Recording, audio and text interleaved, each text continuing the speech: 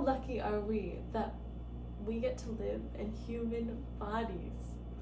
Our bodies are purposeful and they are very smart.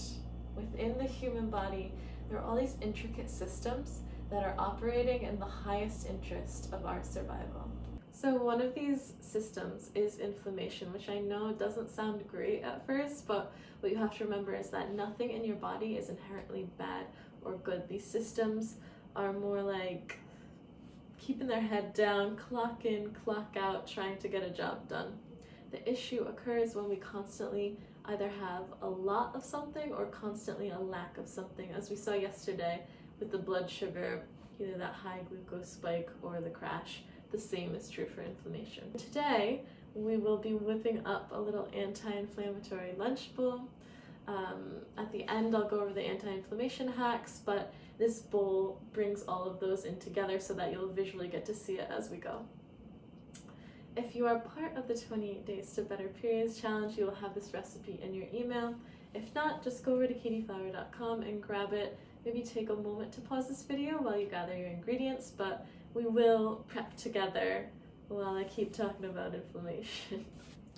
To begin, we'll cook the quinoa. At this point, you know the deal. Let the pot heat up, then the oil will go in, then some spices to bloom, then the quinoa to toast, and then the water, and we'll let it cook. Sit and cook.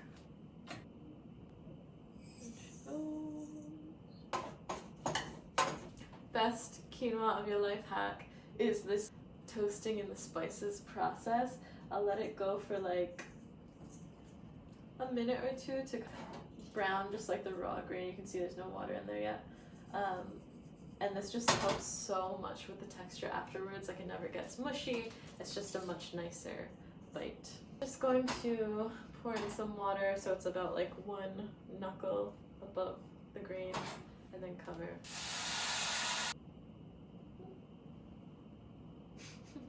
While the quinoa cooks, we'll prep the rest of the ingredients together. What is inflammation?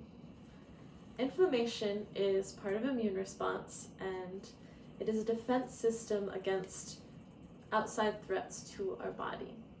When inflammation shows up on the scene, it is a catalyst towards all these different healing processes within the body.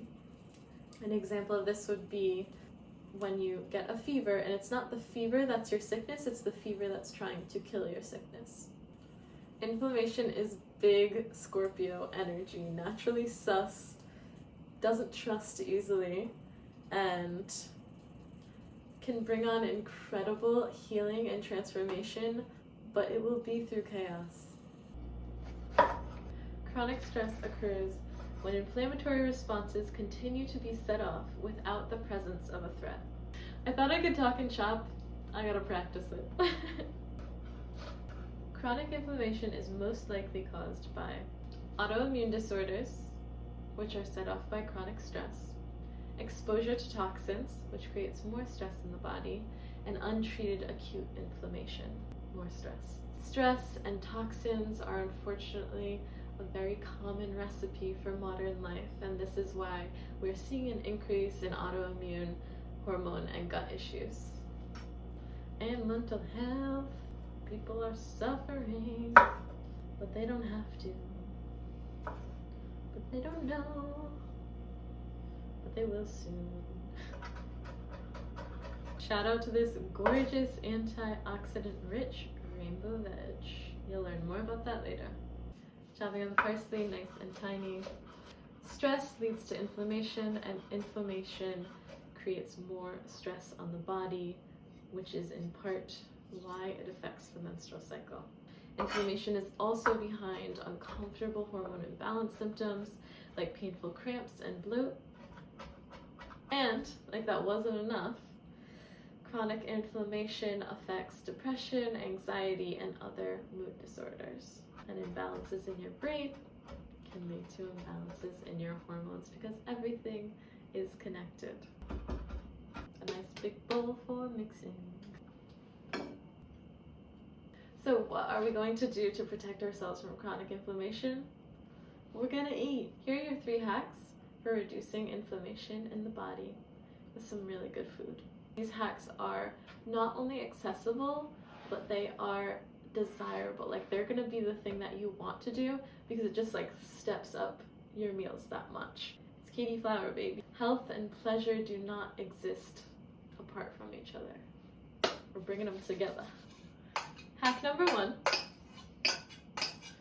As I pour in this golden quinoa, incorporating herbs and spices into your food. There's a really cool study done about, it was like vegetarians in US versus vegetarians in India, and amount of tumors and cancer in each population, and it basically like came down to the spices being like that next level of health. Spice and herbs are so yummy. Like, who the fuck is out here eating bland? Don't be judgmental. Add herbs and spices to your food. They're not, it's not a big ask to like to add spices and herbs to your food is, one, it doesn't take a lot off of your back. These are not super expensive things.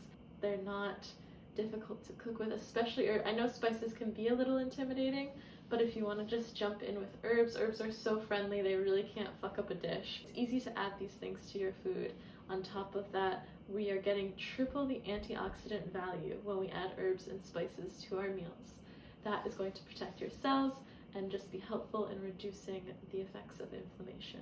And lastly, they make your food taste amazing. Like, it is so yummy to have a little mint or sage getting involved with your food, or chili, spices, spicy spices, ginger. It's the thing to do. Hack number 2, incorporate non-starchy rainbow vegetables into your diet.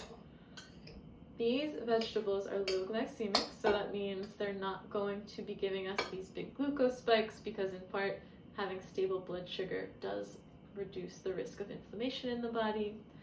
And also, with the bright colors, as we see in this pepper, we've got a beetroot hummus. These rainbow vegetables, we're also getting that antioxidant bump, just like the herbs and spices, to help protect us against inflammation.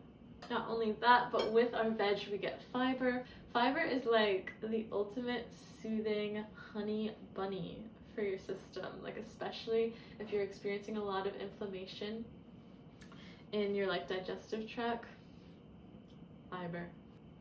Black pepper to go with turmeric, always to really kick its anti-inflammatory work into action.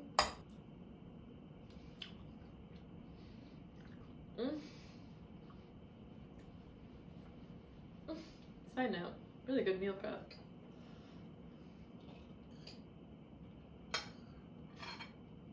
Nice. Nice. Hack number 3, and this is really like, this is the one for inflammation. Hack number 3 is to eat omega-3 fatty acids, and the best place to find this is cold water fatty fish. The worst thing about me is that I have a fish allergy. So there's no fish in our bowl today because I didn't really feel like buying something I couldn't eat. But some salmon would be incredible on this. Like, that would be, ooh. This would really be like the ultimate anti-inflammatory lunch if you put salmon on top. That would be game over. You can also find omega-3 fatty acids in plant sources like olives, sesame seeds, flax seeds, hemp seeds. It's a really big deal about the ratio of omega-3 fat you have in your system towards omega-6. Part of inflammatory response is these things called prostaglandins. It's funny because when I'm doing my research, like obviously I'm reading this stuff all the time, or I'm writing to you guys. It's not like I'm having conversations day to day about prostaglandins, which is how I hope you pronounce it. So I never know if I say these things right. Feel free to correct me. But anyways, I have some that cause a little bit more pain and others that are antispasmodic. Your body decides which ones are really active by the amount of omega-3 in your system in ratio to omega-6. So it's not like you can't eat omega-6, but just having enough omega-3, which isn't that rich in the Western diet, that is going to help set off those antispasmodic pathways. It's one of those meals I can't wait to eat.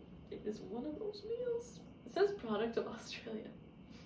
I was gonna go, this is a little Rhode Island local classic cheese. Literally has product of Australia on the back. Damn. Well, you can always find this in Rhode Island. Marinated goat and sheep cheese. Stop. Look, our herbs are coming in. We also do like feta or just regular goat cheese. Oh, stop. The consistency?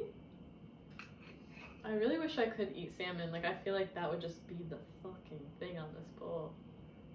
Somebody make this bowl with salmon.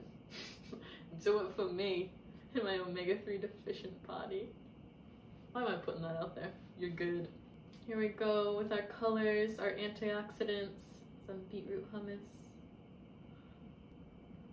Sometimes I make my own hummus, but sometimes it's like, I'm worth it. Especially when you have a brand and you like all the ingredients in it. Take something off my plate, lower my stress, lower my inflammation. If I could have my way and magically poof anything, like I said, like roasted salmon on top, and then I would do something, I need something crunchy, but I don't have, so what can I do? Yeah, I throw some sesame seeds and hemp on top of that too. The sun was really heading over here. She needed it. We are loaded up with the spices and herbs and healthy fats and veggies and beans and whole grains. This is a powerhouse. The best part of every video, when I get to eat at the end. A good stir. This is just so colorful and beautiful. Like, what a joy to eat something so pretty.